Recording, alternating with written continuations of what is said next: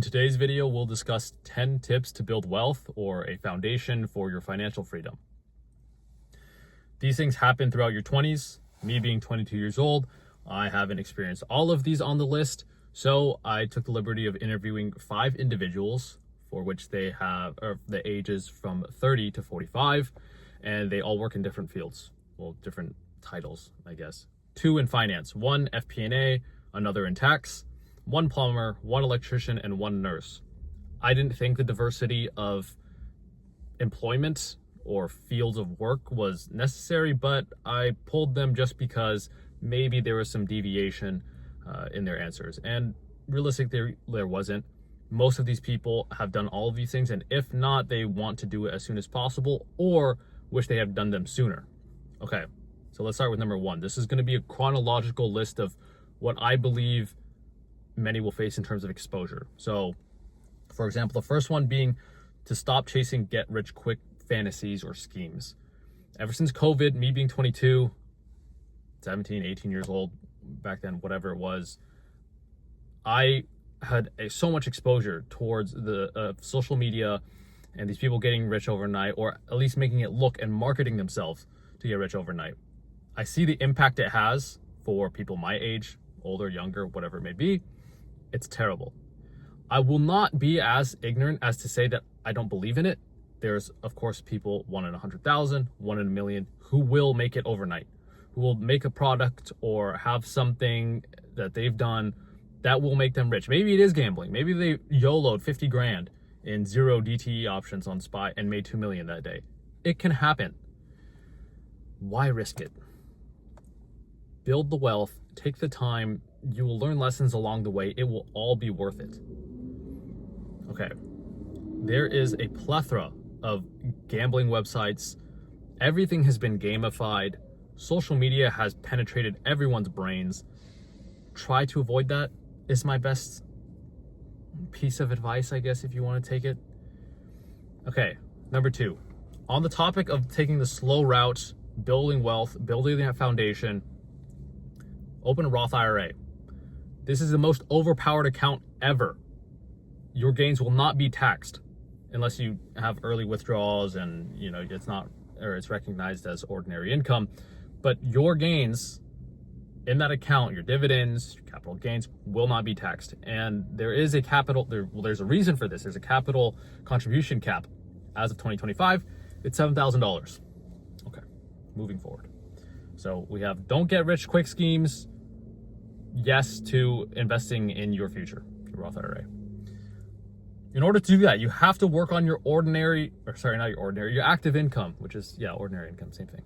Your active income, your side hustles, your career, whatever you want to do, as long as you're bringing in income. Cost of living is so expensive. Real income is increasing, but it's at a slow rate relative to how everything else is moving. You want to be ready. These get-rich-quick fantasies can happen. The people who are perceived as lucky probably just had a really good opportunity that came to them, but they were prepared. They had loads of cash sitting on the side. They took the time to build that. They took the time to invest in themselves. And when they saw the opportunity, they took it, and now they're set for life. It really is that simple at times. Again, I said it's simple. It's not easy. It can be very difficult. You will be spending grueling amount of hours and years working. I look forward to it. I'm probably lying, but I got to self-delude somehow. Okay. So now that you have this active income coming through, you want to budget. Do yourself a favor, drop a spreadsheet, find out where your money's going. When I took my first job, I think I was 15 and a half washing dishes, 16, 17 working at other restaurants, Target. I didn't know where my money was going. I had great mentors, my parents included, specifically, teaching me financial literacy. I was investing early. I think I had Tesla shares when I was 16, which was really cool. Or 2 Tesla shares when I say that. Could hardly afford any of them, but they were $350 back then, pre-split, pre-everything. Unfortunately, I did sell before it got crazy, but made some money. Cool. Budget. You will find some hole in the bottom of your pocket somehow draining your funds. And once you do find that, you can eliminate it. You can eliminate the discretionaries. You can allocate your funds towards something that actually matters and invest in yourself. Again, yourself and your future. Speaking of the future, 401k contributions. I'll keep this short. I personally think it's only worth it if your employer matches. So I will, for any job I take, I will probably only contribute what my employer matches. And this offsets your active income, but it is tax deferred. You will get taxed later in the future. The future rate of tax will probably be higher. Just, studying history and whatnot. Number 6, you're making it, you're doing well. Maybe you have, let's say, 6 figures in a brokerage account. You're bringing in good active income. You're progressing in your career. Lifestyle creep. This is a big one. Have fallen victim to it. Not that I've made a lot of money, but, money that felt foreign to me. It can be difficult to get adjusted and acclimated to it. So, a couple nice watches, handful of made-to-measure suits, and a nice car that you've been wanting. Maybe a sports car, maybe a nice, SUV, whatever it is. Everything around you will start to elevate. And the money that you've been making to elevate everything around you, that's a big jump. It's not just one purchase here and there. It's everything accumulating. And try to avoid that. You can wait. Again, when I'm talking about dividends in my previous videos and stuff, I want to be able to live off the dividends. Let's say it's bringing in $4K a month, which is very far from now, but I don't even think I'm doing that in a year with my current dividends. But it is possible, and you want to be able to set a budget on the money you are bringing in. This is important. Referencing a previous step, or the tip that I brought up, budgeting, you'll know where your money is going. You can avoid the lifestyle creep. You can plan for lifestyle creep. Let's say you want to pick up a new car. You can see the payments on the car, the interest, project some, God forbid, but if your car breaks down, you can see how much that will cost to fix. Goes on the list. Okay. Number 7, starter home and getting into real estate. Starter home, it's not going to be something you see out of a movie. You're not going to have the sun shining through on your body, waking you up with your floor to ceiling windows. You're not going to have linen blinds that are, that slowly move through the breeze slowly moves through and wakes you up, and the birds are not going to be chirping. For me, specifically, I'll probably have asbestos everywhere. But this is not supposed to be some magical home that you're going to live in the rest of your life. It's just for you to have exposure, to be on your own, to build something for yourself. I haven't been there yet.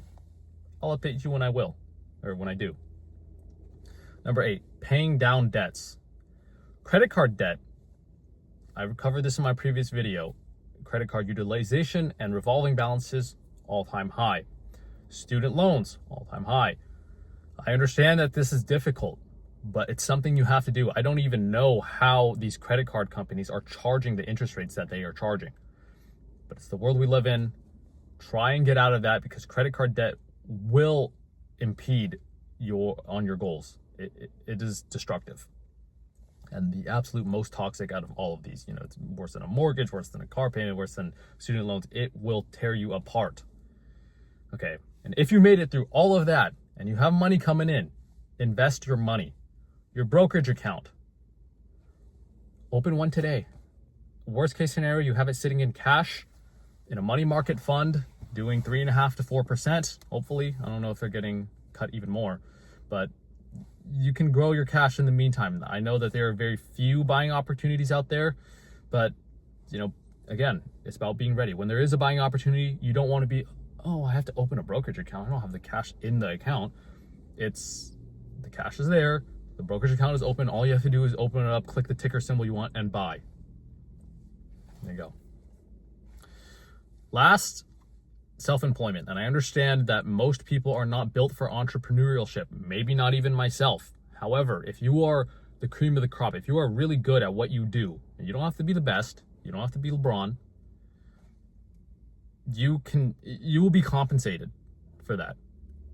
I understand that plumber, or realistically all of blue collar, if you go open up your own practice and you are working on your own projects, and you get those licenses, you're getting paid much more than a good employee at some firm. Hopefully. while I am working in a firm. I will have to do my 70 hour, 60 hours, 70 hours in busy season. I will have to study for my CPA, and during the off season, I will have to build the client base if I want to pursue this. It sounds grueling. It's not impossible. At the very baseline of it all, if I'm going to do it at all, it should be now, when I am young, when my body can take the damage, the stress, the little rest, can run on less sleep. That's what okay, these are the 10 things that all the people I'd interviewed told me. These are my interpretations of it. And so that is all for this video. As always, I wish you the best in your mental, your physical, and financial health. And take care.